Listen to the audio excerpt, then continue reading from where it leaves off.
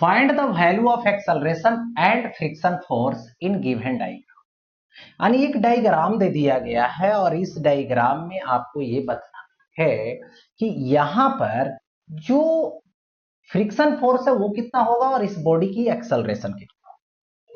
तो सबसे पहले ऐसे सवाल को बनाने के लिए देखिए कौन कौन से फोर्स इस पे अप्लाई हो रहा है इसको देखना है सबसे पहला काम, और उसको बॉडी डायग्राम को साइड कर लेना है जिसको free body diagram.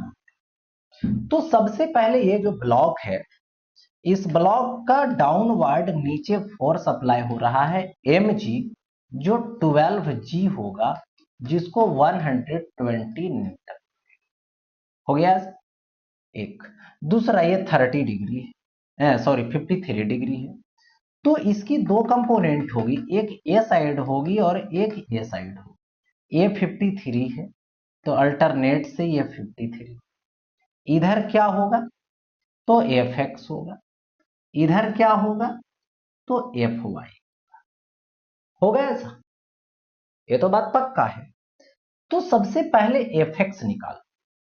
F x क्या होगा तो एफ एक्स होगा यहां पर, देखो ये एंगल है, इधर एंगल नहीं है तो साइन में ब्रेक होगा, यानी एफ साइन 53 डिग्री।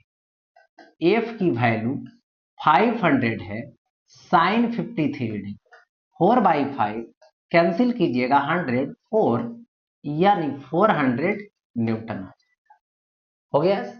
उसी तरीके से एफ वाई फाइंड कीजिएगा, एंगल बना रखा है, कॉस में ब्रेक होगा यानी एफ कॉस 53 डिग्री होगा, और ये आ जाएगा यहां पर 500 और कॉस 53 3/5 कैंसिल कीजिए तो यहां आ जाएगा 100 इंटू 3 यानी 300 न्यूटन हो जाएगा। यहां तक तो बातें समझ में आ गई।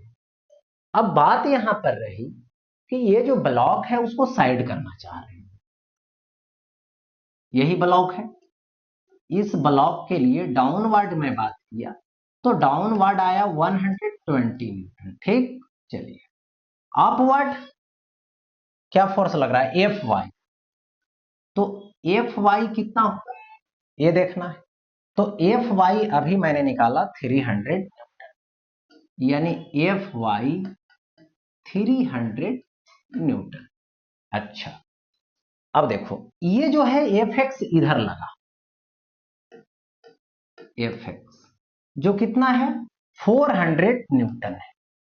तो जैसे दीवार की तरफ है इधर धक्का दिया तो दीवार उसको रिएक्शन फोर्स देगा, तो ये हो गया रिएक्शन फोर्स हो गया ऐसा। और ये जो रिएक्शन होगा वो किसके इक्वल होगा एफ एक्स के इक्वल होगा, और एफ एक्स के इक्वल होगा यानी एफ ही कितना आएगा एफ एक्स 400, यानी इसको लिखेंगे यहां पर 400 न्यूटन, ठीक है 400 न्यूटन हो गई।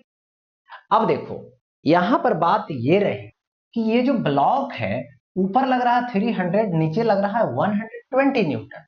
इसका मतलब है कि इस बॉडी के लिए मोशन की जो टेंडेंसी होगी वो अपवर्ड होगी, तो जैसी अपवर्ड होगी तो फ्रिक्शन लगेगा डाउनवर्ड। अब बात यहां पे रहा कि फ्रिक्शन कौन सा लगेगा, स्टैटिक लगेगा कि काइनेटिक लगेगा, ये देखना है। चलिए तो स्टैटिक लगेगा कि काइनेटिक लगेगा इसको कैसे डिसाइड करेंगे ये समझना है। तो सबसे पहले स्टैटिक का कोफिशिएंट इतना दिया और काइनेटिक का कोफिशिएंट इतना दिया। तो अब यहां पर डिस्कस करूं सबसे पहले स्टैटिक। स्टैटिक मतलब लिमिटिंग लगेगा, ये जो म्यू एस इंटू आर होगा। म्यू एस कितना है 0.4 है, आर की वैल्यू 400 न्यूटन, तो पॉइंट हटेगा ये कट जाएगा 160 न्यूटन आएगा। देखिए यहां पर म्यू एस कितना था 0.4 था, आर का वैल्यू 400, ठीक है। तो लिमिटिंग जो फ्रिक्शन है वो कितना आया यहां पर 160 न्यूटन आया, यही। तो यहां पर देखिए सबसे पहले 120 न्यूटन नीचे लग रहा, नीचे और एक और लिमिटिंग फ्रिक्शन लगेगा तो कितना लगेगा 160 न्यूटन लगेगा। तो 160 और प्लस 120 यानी 120 पहले से है और 160 लिमिटिंग फ्रिक्शन लगा, दोनों मिलके कितना हो गया 280 न्यूटन। फिर भी बैलेंस नहीं कर पाया क्योंकि ऊपर कितना लग रहा है 300। इसका मतलब है कि मोशन होगा लेकिन किधर के तरफ होगा, अपवर्ड होगा। ठीक है, क्योंकि बड़ा है तो अपवर्ड जाएगा कितना एक्सीलरेशन से, ए से। तो जाने लगा कौन सा फ्रिक्शन काम करेगा, काइनेटिक काम करेगा। यानी यहां पर लिमिटिंग फ्रिक्शन काम नहीं करेगा, कौन काम करेगा, काइनेटिक करेगा। ठीक है, तो काइनेटिक क्या आएगा, म्यू के आर आएगा। म्यू के का वैल्यू 0.3, आर का वैल्यू 400 न्यूटन, यानी इसको पॉइंट हटाइए कट जाएगा, यानी 120।